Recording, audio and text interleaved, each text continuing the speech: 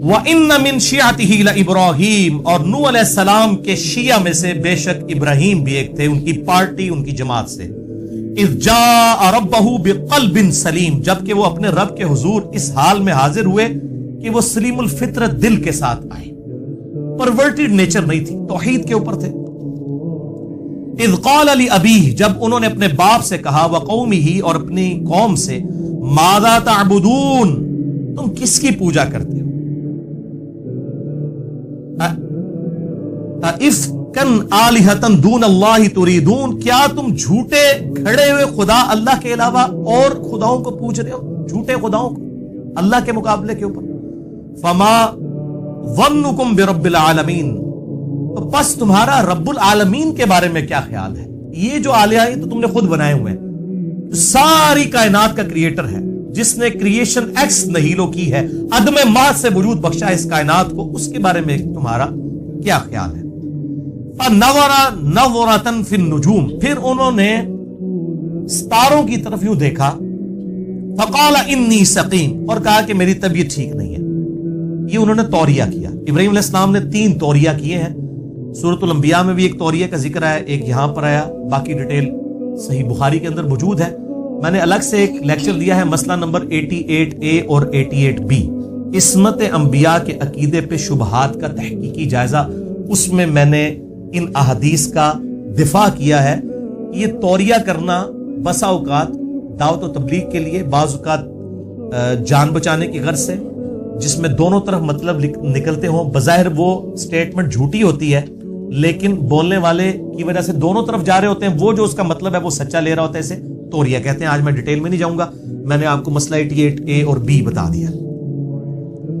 تو ایک توریہ انہوں نے، چونکہ ان کی قوم جو ہے وہ ستارہ پرست تھی، تو انہوں نے ان کو دھوکہ دینے کے لیے یوں ستارے کی طرف دیکھا اور کہا میں بیمار ہوں. ان کا یہ عقیدہ تھا اس قوم کا کہ ستاروں کی وجہ سے، لوگ ایسے علوم جانتے ہیں کہ ستاروں کی وجہ سے کسی کے اوپر مشکل یا پریشانی آتی ہے، اور بیمار ہو سکتا ہے کہ وہ تھوڑی بہت ان کو کوئی ٹینشن ہو اپنی قوم کے اعتبار سے بھی، اور فزیکلی بھی ہو سکتا ہے بیمار ہو. انہوں نے اس روحانی بیماری کا بھی ذکر کیا ہو اپنی قوم کی کہ میں تمہاری وجہ سے یعنی پریشان ہوں.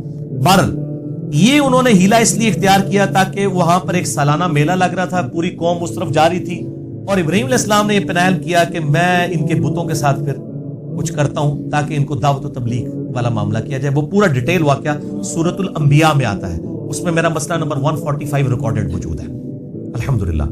یہاں پر اس کا کچھ حصہ نقل ہوگا. فَتَوَلَّوْا عَنْهُ مُدْبِرِينَ، چنانچہ وہ لوگ انہیں پیچھے چھوڑ کر میلے پر چلے گئے. اب وہ پورا گاؤں خالی ہو گیا. فَرَاغَ إِلَىٰ آلِهَتِهِمْ فَقَالَ أَلَا تَأْكُلُونَ، آپ چپکے سے ان جھوٹے معبودوں کے پاس آئے جو انہوں نے بت بنائے ہوئے تھے، اور کہا کھاتے کیوں نہیں ہو؟ ان کے سامنے اتنے بڑی بڑی ٹریوں میں انہوں نے کھانے لا کے رکھے ہوئے. بیسیکلی کھانے تو انہوں نے وہاں کے جو مجاور ہیں انہوں نے اپنے پیٹ پالنے کے لیے رکھے ہوتے ہیں. یہاں پہ بھی اب یہی ہوتا ہے درباروں کے اوپر، چاہے وہ ہندوؤں کے ہوں چاہے مسلمانوں کے. وہ ظاہر ہے وہ جو بزرگ صاحب قبر ہے، اس نے کہاں سے کھانا پینا ہے؟ اگر وہ نیک ہے تو اللہ کی جنتوں میں ہے، اور اگر بد ہے تو اس کھانے سے آپ اس کو کوئی نفع نہیں پہنچا سکتے. وہ تو باہر کے جو لوگ ہیں انہوں نے اپنے پیٹ جو ہے وہ موٹے کرنے ہوتے ہیں، تو ان پہ چڑھاوے جو چڑھائے ہوئے تھے. تو ابراہیم علیہ السلام نے طنز کے طور پر ان سے گفتگو کی کہ وہ کھاندے کیوں نہیں ہو؟ کھاؤ نا آگے جڑا مال پیا ہوا ہے جے. اچھا ما لکم لا تنطقون، اب انہوں نے کیا جواب دینا تھا؟ پھر انہوں نے کہا کہ جواب کیوں نہیں دیتے؟ ویسے تو کہتے ہیں نا وہ جناب وہ بزرگ تو جناب اتنے 100 میل سے بھی دور سن لیتے ہیں، اور یہ سارے معاملات یہاں پر بھی بتوں کے بارے میں اگر ان کا یہ عقیدہ تھا کہ آلہہ ہیں تو سنتے کیوں نہیں ہو؟ جواب کیوں نہیں دیتے؟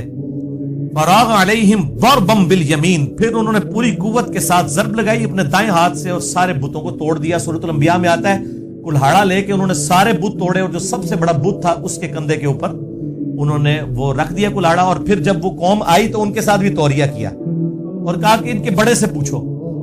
یعنی وہ یہ کہنا چاہ رہے تھے کہ اگر یہ بولتا ہے تو پوچھ لو کس نے کیا ہے. ٹھیک ہے، ان کے بڑے نے کیا ہوگا. اور بڑے سے مراد انہوں نے اپنے دل میں اپنے آپ کو لیا کہ جو ان سے زیادہ طاقتور اور بڑا ہے، اور ان کو یہ سمجھ آئی کہ یہ کہہ رہا ہے کہ یہ بڑے بت نے کیا ہوگا. تو انہوں نے کہا یار یہ، انہوں نے کہا ابراہیم تجھے پتا تو ہے یہ کچھ نہیں کر سکتے. پھر ابراہیم علیہ السلام نے وہاں پہ خطبہ توحید دیا کہ جو تمہیں پتا بھی ہے تو تف ہے تم پر بھی اور تمہارے آباء و اجداد کے اوپر بھی. یعنی یہ بھی امت ابراہیمی ہے نا. یہاں پہ کہتے ہیں ذرا بزرگوں کا نام احترام سے لیں. ابراہیم علیہ السلام نے تو بزرگوں کو پہلے جڑا لمحہ پایا ہے. انہوں نے کہا تف ہے تواڈے ہوتے بھی تواڈے بزرگاں ہوتے بھی. کہ تسی لوگ بے دلیل اس طرح کے معاملات میں. اب یہ مثالیں لا کے دیتے ہیں. وہ دیکھیں جی حضرت موسیٰ علیہ السلام کو اللہ نے کہا فرعون سے اس طرح بات کرنا. بھائی یہ امت جو ہے ابراہیمی ہے, یہ امت توحید ہے, یہاں پہ ابراہیمی خون ہے, اس لیے ہم توحید کے معاملے میں بہت سینسٹیو ہیں کہ شرک is the most sensitive issue in the sight of Allah.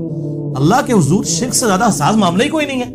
Categorical قرآن حکیم میں سورۃ النساء کی آیت نمبر 48 اور 116 میں مینشن ہوا ان اللہ لا یغفر ان یشرک بہ ویغفر ما دون ذلک لمن یشاء. بے شک اللہ شرک کو کبھی معاف نہیں کرے گا, اس کے علاوہ ہر گناہ معاف کر دے گا, وہ بھی اوپن لائسنس نہیں, جس کے لیے چاہے گا. شرک کے علاوہ ہر گناہ معاف ہو سکتا ہے. ہاں دنیا میں شرک بھی معاف ہو جائے گا. سورۃ الفرقان کی آیت نمبر 70 میں آیا کہ دنیا میں شرک سے توبہ کر لے ہم اس کے گناہوں کو بھی نیکیوں سے بدل دیں گے الحمدللہ. بہرحال توحید اور شرک کے حوالے سے الحمدللہ ہزاروں لوگوں کی عقیدہ توحید کی اصلاح کا سبب بننے والا میرا ایک لیکچر ہے, مسئلہ نمبر 3, دعا صرف اللہ ہی سے, اور اسی کی ایکسٹینشن ہے وسیلہ اور توسل کے صحیح احکام و مسائل, مسئلہ نمبر 43. جسے شوق ہو تو وہ دیکھے, میں آج اس کو اسکپ کرتا ہوں, ادروائز وہ سارا ٹیسٹ ڈسٹرب ہو جائے گا اس حوالے سے جو ہم ڈسکشن کر رہے ہیں. تو انہوں نے اس سارے بتوں کو توڑ دیا. فَأَقْبَلُوا إِلَيْهِ يَزِفُّونَ, تو وہ سارے وہ میلے سے جب رنگ رلیاں بنا کے واپس آئے دوڑتے ہوئے, قَالَ أَتَعْبُدُونَ مَا تَنْحِتُونَ, آپ نے فرمایا کیا تم پوجتے ہو انہیں جنہیں تم خود تراشتے ہو, وَاللَّهُ خَلَقَكُمْ وَمَا تَعْمَلُونَ, جبکہ اللہ تعالیٰ نے تمہیں بھی پیدا کیا ہے اور جو کچھ تم پیدا کرتے ہو اس کا بھی الٹیمیٹ خالق اللہ ہے. یعنی یہ جو بت تم نے تراشے ہیں اس کے لیے پوٹینشلی طاقت کس نے دی ہے؟ اللہ نے. اسے مسئلہ تقدیر کے چکر میں نہیں ڈال دینا چاہیے. بعض لوگ اس طرف بھی, قدریہ جو جبریہ, وہ اس طرف چلے گئے کہ ہم جو زنا بھی کرتے ہیں نعوذ باللہ برائی بھی کرتے ہیں تو اس کا خالق بھی اللہ ہے. تو وہ اس آیت سے لیتے ہیں کہ اللہ نے تمہیں بھی پیدا کیا اور جو تم اعمال کرتے ہو اس کا خالق بھی اللہ ہے. حالانکہ اسے دقت نظر سے دیکھیں, اس میں بتوں کے کانٹیکسٹ میں بات ہو رہی ہے کہ جو کچھ تم کر رہے ہو تمہیں بھی اللہ نے پیدا کیا, اور جو تمہارے اعمال ہیں یعنی ان بتوں کو جو تم نے تراشا ہے یہ پوٹینشلی طاقت کس نے دی تھی؟ اللہ نے. تو در حقیقت اللہ خالق ہے. تمہیں چاہیے تھا اللہ کو پوچھتے, اس کی طاقت سے بجائے اس کے مقابلے پر بت تراشنے کے اللہ کے سامنے سر تسلیم خم کرتے. یہ اس کی اپروپریٹ تشریح بنے گی. قالوا بنوا له بنیانا, انہوں نے اب کیا کرنا تھا, انہوں نے کہا جی کھودو اس کے لیے بڑی سی ایک جو ہے وہ زمین میں آتش کدہ بناؤ. فالقوه فی الجحیم, پھر اسے اس آگ میں پھینک دو. فارادوا به کیدا, انہوں نے تو چاہا تھا آپ کا برا کرنا. فجعلناهم الاسفلین, لیکن وہی خود ذلیل و خوار ہو گئے. وہ سورۃ الانبیاء میں آتا ہے, اللہ نے کہا کہ ہم نے حکم دیا اے نار ٹھنڈی ہو جا ابراہیم پر اور سلامتی بن جا. اتنی ٹھنڈی نہ ہو جائے کہ ان کو ٹھنڈ لگنا شروع ہو جائے, سلامتی والی ٹھنڈی ہو جائے. اور وہ آگ ٹھنڈی ہو گئی. اتنی بڑی آگ جلائی تھی انہوں نے. اور صحیح بخاری میں اس کانٹیکسٹ میں ایک حدیث ہے کہ سیدنا عبداللہ ابن عباس کہتے ہیں رضی اللہ تعالیٰ عنہ کہ ابراہیم علیہ السلام کو جب آگ میں پھینکنے لگے تھے تو انہوں نے اس وقت پڑھا تھا حسبنا اللہ و نعم الوکیل, ہم نے اللہ ہی پر بھروسہ کیا, ہمیں اللہ ہی کافی ہے اور وہی بہتر کارساز ہے. اور تمہارے محبوب صلی اللہ علیہ وآلہ وسلم بھی ہر مشکل اور پریشانی میں کہتے تھے حسبنا اللہ و نعم الوکیل. میرا ایک کلپ بھی یوٹیوب پہ لاکھوں لوگ دیکھ چکے ہیں, مصیبت اور پریشانی سے بچاؤ کے 3 وظائف, حسبنا اللہ و نعم الوکیل, یا حی یا قیوم برحمتک استغیث, اور لا الہ الا انت سبحانک انی کنت من الظالمین. احادیث کے ریفرنسز کے ساتھ میں نے ڈیٹیل سے ڈسکس کیے, میں نے صرف اشارتاً بات کر دی. تو اللہ تعالیٰ ماتا ہے انہوں نے برا چاہا تھا لیکن اللہ نے ان کو ذلیل و خوار کر دیا.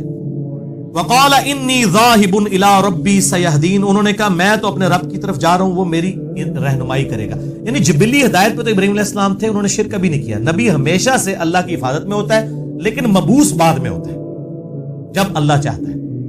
حضرت عیسیٰ علیہ السلام کو ماں کی گود میں مبعوث کر دیا, ہمارے محبوب صلی اللہ علیہ وآلہ وسلم کو 40 سال کی عمر میں مبعوث کیا, لیکن اللہ کی حفاظت میں تھے. وہ 40 سال کی زندگی بھی اللہ نے دلیل بنائی ہے سورہ یونس کے اندر آیت نمبر 15 میں کہ نبی فرما دیجئے میں اتنا عرصہ تم میں رہوں. کوئی ایسی بات مجھ سے دیکھی ہے جو اگر میں یہ دعویٰ کر رہا ہوں یہ کتاب اللہ کی طرف سے آئی ہے, میں نے کسی فلاسفر کی شاگردگی نہیں کی, میں نے کسی شاعر کی سامنے جو ہے وہ دوزانوں نہیں بیٹھا جا کے, میں نے ایسا کلام کیسے, یہ سوائے اس کے کہ یہ ڈیوائن سورس ہے اس کا.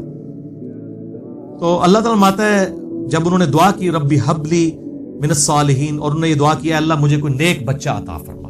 فبشرناہ بغلام حلیم, تو اللہ فرماتا ہے ہم نے ان کو خوشخبری دی ایک حلیم فرزند کی، صابر و شاکر، برداشت والا، یعنی سیدنا اسماعیل علی نبینا علیہ الصلوۃ والسلام، ہمارے محبوب صلی اللہ علیہ وآلہ وسلم کے جد امجد۔ ابراہیم علیہ السلام کے 2 بیٹے ہیں، تورات کے اندر بھی موجود ہے، باقی کچھ ٹیمپر ہو گیا کہ انہوں نے اسحاق کو ذبیح اللہ کہہ دیا۔ ہمارے اہل سنت کی بعض کتابوں میں بھی، المصنف ابن ابی شیبہ، المستدل الحاکم، ایون تاریخ تفسیر تبری میں بھی ہمارے اہل سنت کے بھی کچھ مفسرین کا یہ خیال ہے کہ ذبیح اللہ حضرت اسحاق ہیں، اسماعیل نہیں ہے۔ لیکن جو قرآن پاک کا اسلوب ہے، دلائل کی روشنی میں میرا اپنا پرسنل موقف یہ ہے کہ اسماعیل علیہ السلام ہی ذبیح اللہ ہے۔ آپ کو ان آیات سے کانٹیکسٹ سے بھی پتہ چل جائے گا۔ اس حوالے سے سب سے بہترین کام مولانا مودودی رحمہ اللہ تعالی نے کیا ہے تفہیم القرآن میں، انہی سورہ الصافات کی آیت نمبر 100 اور آن ورلڈ کے کانٹیکسٹ میں انہوں نے دلائل دیے ہیں، علمی دلائل، شودیاں نہیں ماریاں، کیونکہ جو پڑھا لکھا بندہ ہے وہ پھر شودیاں مارتا نہیں، جذبات کے ساتھ نہیں کھیلتا، علمی دلائل دیتا ہے۔ تو ہم نے ان کو ایک حلیم فرزند کی بشارت دی۔ فلما بلغ معه السعی، جب وہ ان کے ساتھ بالغ ہوئے اور دوڑنے کے قابل ہوئے، یعنی 12-13 سال جب ان کی عمر ہوئی، قال یا بنی، تو ابراہیم علیہ السلام نے کہا اے میرے بچے، انی ارا فی المنام، بے شک میں نے ایک خواب دیکھی ہے۔ اور بخاری و مسلم کی حدیث ہے کہ نبیوں کی جو خواب ہیں وہ وحی الہی ہوتے ہیں۔ خوابوں کے اوپر بھی میرا مسئلہ نمبر 6 بھی ریکارڈڈ ہے، جسے شوق ہے خواب، کشف، الہام، اس حوالے سے دیکھ سکتے ہیں۔ انی اذبحک، کہ میں تجھے ذبح کر رہا ہوں۔ اب اس کا مطلب تھا کہ اللہ نے وہی کیا کہ یہ کام کرنا ہے۔ فانظر ماذا تری، اے میرے بچے بتا اب تیرا کیا ارادہ ہے۔ قال یا ابت افعل ما تؤمر، انہوں نے کہا ابا جان کر گزریے جس کا آپ کو اللہ نے حکم دیا ہے۔ یہ انہوں نے کہا جب اللہ نے حکم دیا ہے تو پوچھنے والی بات ہی کوئی نہیں ہے، میرا ارادہ کون سی چیز ہے۔ قربانی کے اوپر مسئلہ نمبر میرا 52 ہے، قربانی کے صحیح احکام و مسائل، اس میں بھی میں نے یہ واقعہ بیان کیا اور قربانی سے متعلق جو ہے واقعات، جو احادیث ہیں وہ بھی ڈسکس کی ہیں، آج میں اس کی تفصیل میں نہیں جاؤں گا۔ بہرحال انہوں نے کہا کہ آپ کر گزریے، ستجدونی انشاءاللہ من الصابرین، ان قریب آپ مجھے صبر کرنے والے لوگوں میں پائیں گے، میں انشاءاللہ صبر کروں گا، اللہ کے لیے جان بھی حاضر ہے۔ ویسے یہ آج کل تو صرف نعرہ ہوتا ہے کہ غلامی رسول میں موت بھی قبول ہے، یہ نعرے ہی ہوتے ہیں، داڑھی قبول نہیں ہوتی، نماز 5 وقت جماعت کے ساتھ قبول نہیں ہوتی ہے، اس لیے کہ داڑھی تو رکھنی پڑے گی، نماز تو پڑھنی پڑے گی۔ موت اس لیے قبول ہے کہ جان دینی نہیں پڑے گی، اللہ ماشاء اللہ کوئی موقع آ جائے۔ نعرہ مارنے میں کیا حرج ہے؟ یہ نعرہ نہیں تھا، واقعی انہوں نے دل سے یہ بات کی کہ ان قریب مجھے آپ صبر والے لوگوں میں پائیں گے۔ فلما اسلما، جب انہوں نے سر تسلیم خم کر دیا ان دونوں نے، وتلہ للجبین، تو باپ نے بیٹے کو جو ہے وہ کروٹ کے اوپر لٹا لیا۔ یہ جبین کے لیے بعض اوقات ماتھے کا لفظ بھی استعمال کیا جاتا ہے، لیکن عربی لنگوسٹک میں یہ کن پٹی کو بھی جو ہے وہ جبین کا لفظ اس کے لیے بھی استعمال ہوتا ہے۔ تو یعنی ایک طرف لٹایا، جیسے کہ جانور کو لٹایا جاتا ہے ایک طرف سے۔ یہ بھی اکثر لوگوں کو مسئلہ نہیں حل ہوتا کہ بھئی الٹا لٹایا تھا تو وہ چھری کیسے پھیر رہے تھے، وہ کروٹ کے اوپر لٹایا تھا۔ وَنَادَيْنَاهُ أَن يَا إِبْرَاهِيمُ، بس جب وہ یعنی چھری چلانے لگے اس وقت اللہ تعالیٰ بات ہے ہم نے ان کو پکارا، اے ابراہیم قد صدقت الرؤیا، بے شک تو نے اپنا خواب سچا کر دکھایا، بس ادھر تک ہی تجھے لے کے آنا تھا۔ یعنی بالکل ایج کے اوپر انہوں نے تو اپنی قربانی پیش کر دی نا۔ اور یہ اسماعیل علیہ السلام سے بڑھ کر حضرت ابراہیم علیہ السلام کی قربانی تھی۔ 87 سال کی عمر میں رو رو کے ایک بچہ مانگا، باپ کی عمر ہوگی 99 ایئرز، بچہ 12 سال کا، اور بڑھاپے کا سہارا ایک ہی بیٹا، اس کی بھی قربانی مانگ دی جائے۔ تو میں اس لیے کہتا ہوں کہ اس جھگڑے میں نہیں پڑنا چاہیے کہ یہ اسماعیل علیہ السلام تھے یا اسحاق علیہ السلام تھے، اختلاف ہے، کبھی دلائل اسماعیل علیہ السلام کی طرف ہے، اصل چیز یہ کہ یہ تو ابراہیم علیہ السلام کی قربانی ہے۔ سورۃ البقرہ میں اللہ تعالیٰ میں جب ہم نے ابراہیم کو آزمایا تب وہ کامیاب ہوا ان آزمائشوں کے اندر۔ آج دیکھ لیں، آج سنت ابراہیمی زندہ ہے، ہم بھی یعنی ابراہیم علیہ السلام کی نسبت سے بات کرتے ہیں۔ قرآن حکیم میں ہمیں کہا گیا لقد کان لکم فی رسول اللہ اسوۃ حسنہ، تمہارے لیے رسول اللہ کی زندگی میں اسوہ حسنہ ہے صلی اللہ علیہ وآلہ وسلم، اور نبی صلی اللہ علیہ وآلہ وسلم کو کہا گیا آپ کے لیے ابراہیم کی زندگی میں اسوہ حسنہ ہے۔ یعنی یہ ما کان ابراہیم یہودی ولا نصرانی، ابراہیم نہ تو یہودی تھے نہ نصرانی تھے، ولکن کان حنیفا مسلما وما کان من المشرکین، بلکہ وہ اکیلے ٹوٹ کر ایک اللہ کے ہو گئے تھے، وہ مسلم تھے، حنیفہ تھے، اور مشرکوں میں نہیں. یہ امام حنیفہ والا حنیفہ نہیں ہے, اس میں ہے آتی ہے, اس میں الف ہے. حنیفہ سب سے ٹوٹ کر ایک اللہ کا ہو جانے والا. تو ابراہیم علیہ السلام سب سے ٹوٹ کر ایک اللہ کے ہو گئے ہوئے تھے. تو یہ امت حنیفی امت ہے. ابراہیم علیہ السلام سب سے ٹوٹ کر ایک اللہ کے ہو گئے ہوئے تھے. نہ ابراہیم علیہ السلام یہودی تھے نہ عیسائی تھے. اور ڈاکٹر اسرار صاحب رحمہ اللہ تعالی, اللہ تعالیٰ ان کی غلطیاں معاف کرے, ان کو نیک کاموں کا اجر دے, وہ جب یہ آیت پڑھا کرتے تھے تو کہا کرتے تھے کہ ابراہیم علیہ السلام نہ یہودی تھے نہ عیسائی تھے بلکہ وہ تو مسلمان تھے. تو وہ کیا کرتے تھے کہ مسلمانوں, نبی صلی اللہ علیہ وسلم نہ سنی تھے نہ شیعہ تھے, وہ بھی مسلمان تھے, تو آپ بھی مسلمان ہو جاؤ. اور حقیقت بات ہے, قرآن حکیم میں نہیں آیا قل اننی ہدانی ربی الی صراط مستقیم. اے نبی فرما دیجئے صلی اللہ علیہ وآلہ وسلم, مجھے تو میرے رب نے سیدھا راستہ دکھا دیا ہے. دین القیم ملت ابراہیم حنیفہ, وہ دین جو کہ قائم ہے ابراہیم علیہ السلام کی ملت پر, جو سب سے ٹوٹ کر اللہ کے ہو گئے تھے. وما کان من المشرکین, ابراہیم مشرک نہیں تھے. قل ان صلاتی ونسکی ومحیای ومماتی للہ رب العالمین. اے نبی صلی اللہ علیہ وآلہ وسلم یہ بھی فرما دیجئے کہ بے شک میری نماز, میری قربانی, میرا جینا, میرا مرنا سب اللہ کے لیے ہے جو سارے جہانوں کا پالنے والا ہے. لا شریک لہ, میں اس کے ساتھ کسی کو شریک نہیں ٹھہراتا. وبذالک امرت وانا اول المسلمین, اور اسی کا مجھے حکم بھی ہوا ہے اور سب سے پہلا مسلم, فرما بردار, تابع فرمان اپنے رب کا میں ہوں, سب سے پہلے میں مسلم. نبی صلی اللہ علیہ وآلہ وسلم سنی شیعہ کی تفریق سے بلند تھے. الحمدللہ ہمیں بھی اپنے آپ کو مسلمان کہنے پر فخر محسوس کرنا چاہیے. ان ھذا لہو البلاء المبین. قربان جائیں ابراہیم علیہ السلام کے, یار جس کو اللہ کہہ رہا ہے کہ ابراہیم علیہ السلام کو اللہ فرماتا ہے بے شک یہ بہت بڑی آزمائش ہم نے ڈال دی تھی ابراہیم کے اوپر. یعنی ہم تو کہتے ہیں نا کہ اللہ تعالیٰ کے لیے کچھ بڑا کام کر جائیں, اللہ فرماتا ہے ہم نے بہت بڑی آزمائش ڈالی ابراہیم کے اوپر, وہ کامیاب ہوئے. وفدیناہ بذبح عظیم, اور ہم نے بچا لیا ایک عظیم فدیے کے. بس مسند احمد میں ڈیٹیل آتی ہے کہ وہ ایک مینڈا نازل ہوا تھا اور اس کے سینگ جو ہیں وہ خانہ کعبے کے اندر موجود تھے, حتیٰ کہ جب یزید نے جو ہے وہ عبداللہ ابن زبیر پہ چڑھائی کی اور منجنیق سے خانہ کعبہ شہید ہو گیا, جو صحیح مسلم میں بھی ڈیٹیل آتی ہے اس کی کتاب الحج چیپٹر کے اندر, تو وہ مینڈے کے جو سینگ پچھلے سمجھ لیں آپ 3,500 سال سے وہاں پر موجود تھے, وہ پھر جل گئے اس میں. وَتَرَكْنَا عَلَيْهِ فِي الْآخِرِينَ, اور ہم نے ان کا ذکر خیر بعد میں آنے والوں میں چھوڑ دیا. ہے نا ذکر خیر. آپ دیکھیں کہ دنیا کے کروڑوں مسلمان ہر سال قربانی کرتے ہیں, اس کو سنت محمدی نہیں کہتے صلی اللہ علیہ وآلہ وسلم, سنت ابراہیمی کہتے ہیں. حج بھی کرتے ہیں, سنت ابراہیمی کہتے ہیں. حالانکہ ابراہیم علیہ السلام کے بارے میں تو قرآن میں آتا ہے کہ ایک لوط ان پر ایمان لایا, ان کے گھر والے چند. ابراہیم علیہ السلام پہ بہت تھوڑے لوگ ایمان لے کے آئے, لیکن اللہ کے حضور کوانٹٹی, اتھارٹی, ایتھینٹسٹی نہیں ہے, کوالٹی ہے. چاہے اکیلا ابراہیم ہو, اس لیے تو سورۃ النحل میں اللہ نے فرمایا ابراہیم اکیلا ہی پوری امت تھا. اکیلا اس لیے پوری امت تھا کہ وہ ہی اکیلے تھے, 20 بچے تو چلے ساتھ ہوتی ہیں. ایک لوط علیہ السلام ان پہ ایمان لائے, ان کو بھی اللہ نے مبعوث کر دیا پیغمبر بنا کے. تو اگر کوانٹٹی کے اوپر فیصلہ ہونا ہوتا تو ابراہیم علیہ السلام دنیاوی طور پہ تو ناکام ہوئے, لیکن اللہ کے حضور کامیاب ہے. آج دیکھ لیں جتنے آسمانی مذاہب ہیں, چاہے یہودی ہوں, عیسائی ہوں, مسلمز ہوں, ان کا نام رسپیکٹ سے لیتے ہیں. ان کو اپنی زندگی میں وہ مشہوری نہیں ملی جو قیامت تک کے لیے اللہ نے ان کو, اللہ تعالیٰ فرماتا ہے وَتَرَكْنَا عَلَيْهِ فِي الْآخِرِينَ, اور ہم نے ان کا ذکر خیر بعد میں آنے والے لوگوں میں باقی رکھا.